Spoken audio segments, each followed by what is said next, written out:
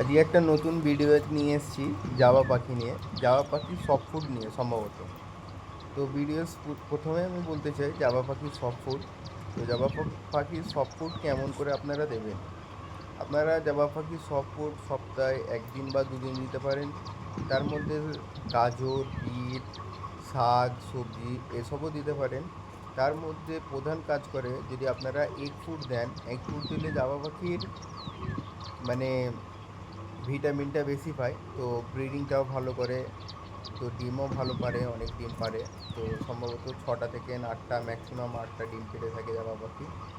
আর তো জাবা পাখিকে soft food কী দেবেন?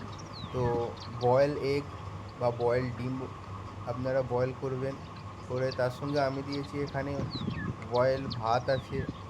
তো ভাতের সঙ্গে এগটাকে দিয়ে তাতে ক্যাটেল ফিশ, যেটাকে বলে ক্যাটিল ফিশ দিয়ে গুঁড়া করে, আর ওই ডিমেরই খোলা গুঁড়া করে দিয়েছি। দেখতেই পাচ্ছেন আপনারা পাখিগুলো কেমনভাবে খাচ্ছে নিজেরা।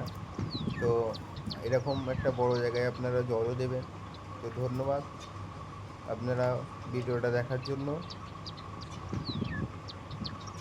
আপনার আপনারাও যদি আপনাদের পাখিকে সুস্থ রাখতে চান, তাহলে সপ্তাহে একদিন বা দুদিন এই সফট ফুডটা ব্যবহার করতে পারেন। তার সঙ্গে এদের প্রধান খাদ্য হিসেবে ধান বা আদার্স দানা তো রয়েছে, আপনারা ট্রাই করে দেখতে পারেন।